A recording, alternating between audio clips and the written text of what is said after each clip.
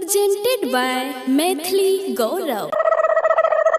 आगे शादी में हमें 4 चक्का गाड़ी लेबो। अरे केकरा फोन लगा रहल छी रे? अरे बकटा प्रियाक लगा रहल छी रे। लगा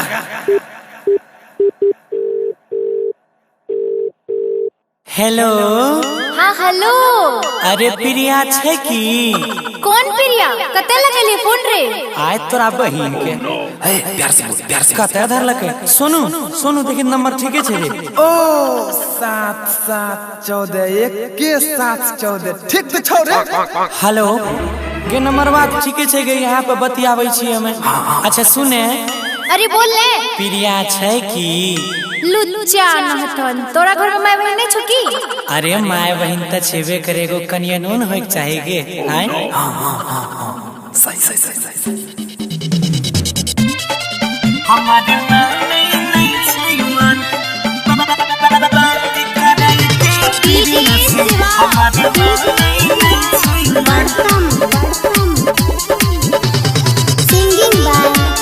Singing by गौरव ठाकुर।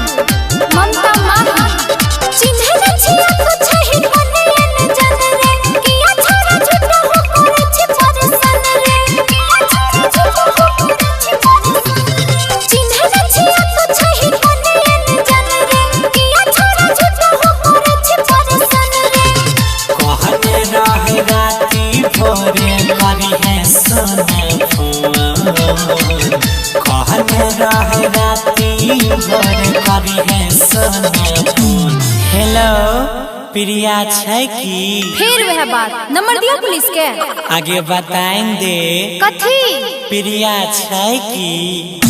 तकनटा बात करे दे प्रिया से, हमारे नहीं छे मन।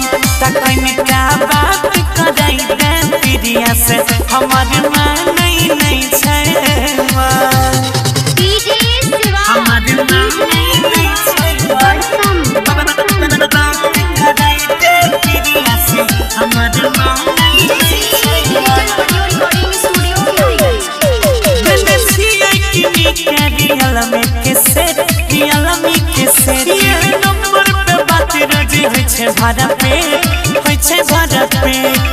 काल्हो त बात कइने छियै।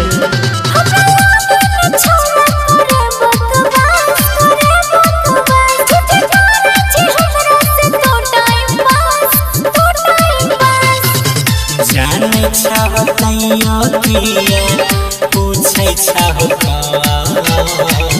जाने चाहतैयो किया पूछे चाहता। हेलो हेलो हो आवाजो कटे छे। हेलो हाँ अरे प्रिया छे की? जोरे मुझौसा तकनटा बात करे दे प्रिया से, हमारा लागई नहीं छे मन। तकनटा बात करे दे प्रिया से, हे हो लागई नहीं छे मन। हमारा नहीं छे मन। बात करे दे प्रिया से, हमारा नहीं छे मन। छला बगले में किया बोलै छाहो झूठ, बोलै छाहो झूठ। कुछ कहने मेरी है किया गेले रूठ, किया गेले रूठ।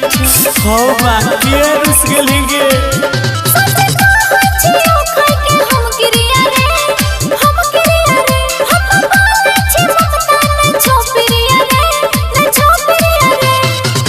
कितना बेरी सोनू संग घूमलिए पटना गाँव, कितना बेरिया जैसन घूमलिए पटना गाँव।